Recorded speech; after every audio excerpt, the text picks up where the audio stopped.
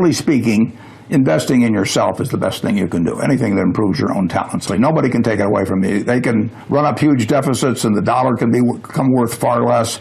You can have all kinds of things happen. But if you've got talent yourself and you've maximized your talent, you've got a terrific asset. And so that doesn't mean everybody should go to college, but it does mean that any way you find to improve, communication skills are enormously important. I mean, I took a Dale Carnegie course that I paid $100 for, and it was worth a college degree. Well, cash is always a bad investment. I mean, when people said cash is king a year ago, I mean, that's crazy. I mean, cash wasn't producing anything, and it was sure to go down in value over time. On the other hand, you always want to be sure you have enough. I mean, it's like oxygen. You want to be sure it's around, you know, but you don't need to have excessive amounts of it around. And cash, we will always have enough cash around. But anytime we have surplus cash around, I'm unhappy. I mean, I would much rather have good businesses than cash. And we found a chance in the last year or thereabouts to deploy. We came in with something over $40 billion in cash, and we've got about $20 billion now, and we've had some earnings. So we put a lot of cash to work, and I like that. No, I'd much rather own a good business than have cash. And it is a hedge against the dollar?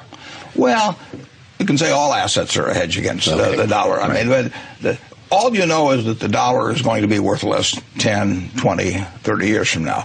I say worth less, not worthless. Right. You want to watch that. But it will be, you know, and that's true of almost every currency that I can think of. The question is how much it depreciates in value.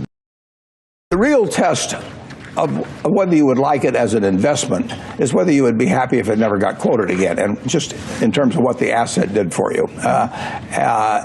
But that doesn't, I will say this about gold. If you took all of the gold in the world, it would roughly make a cube 67 feet on a side. So if you took all the gold in the world, we could have a cube that went down there 67 feet, 67 feet high, and that would be the whole thing. Now, for that same cube of gold, it would be worth, at today's market prices, about $7 trillion. That's probably about a third of the value of all the stocks in the United States. So you could have a choice of owning a third of all the stocks in the United States, or you could have a choice of owning that little block of gold, which can't do anything but kind of shine there and make you feel like Midas or Croesus or something of the sort. Now, for $7 trillion, there are roughly 1 billion acres of farmland in the United States. They're valued at about $2.5 trillion. It's about half the continental United States is farmland. You could have all of the farmland in the United States. You could have about 7 Exxon Mobils, and you could have $1 trillion of walking around money. And if you offered me the choice of looking at some 67-foot cube of gold and looking at it all day, you know, maybe touching it, fondling it occasionally, you know, and then saying, you know, do something for me, and it says, I don't do anything, I just stand here and look pretty. And the alternative to that was to have all the farmland in the country, everything, cotton, corn, soybeans, 7 Exxon Mobils, just think of that, add $1 trillion of walking around money. You know, maybe call me crazy, but I'll take the farmland and the Exxon Mobils.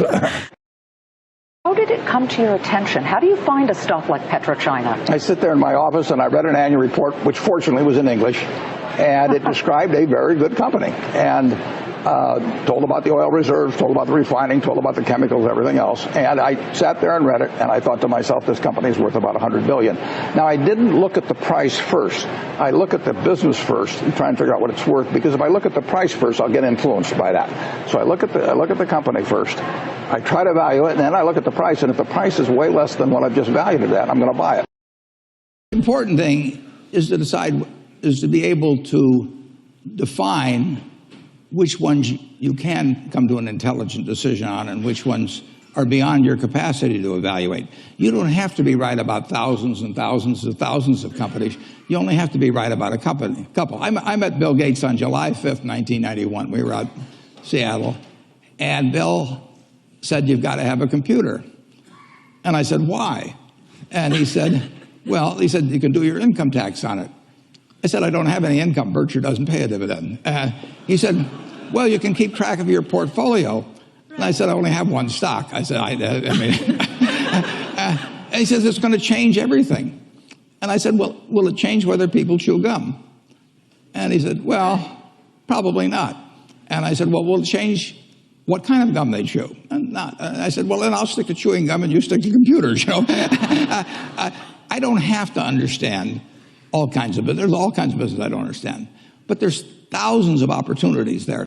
I don't worry too much about the things I don't understand. If you understand some of these businesses that are coming along and can spot things on, if you can spot on Amazon, for example, I mean, it's a tremendous accomplishment what Jeff Bezos has done. And I tip my hat to him. He's a wonderful businessman. He's a good guy, too. But could I have anticipated that he would be the success and 10 others wouldn't be? I'm not good enough to do that. But fortunately, I don't have to. You know, I don't have to form an opinion on Amazon. And I did form an opinion on the Bank of America, and I formed an opinion on Coca-Cola. I mean, Coca-Cola's been around since 1886. There's 1.8 billion 8-ounce servings of Coca-Cola products sold every day. Now, if you take 1 penny and get 1 penny extra, that's $18 million a day. And 18 million times 365 is 7 billion, 3 less 730 billion, or $6,570,000,000. So annually, $6,570,000,000 from 1 penny. Do you think Coca-Cola is worth a penny more than, you know, Joe's Cola? I think so. So, you know, and I've got about 127 years of history that would indicate it. So those are the kind of decisions I like to make. And you may have an entirely different field of expertise than I would have, and probably much more up to date in terms of the kind of businesses that we're seeing evolve. And you can get very rich if you just understand a few of them and understand their future.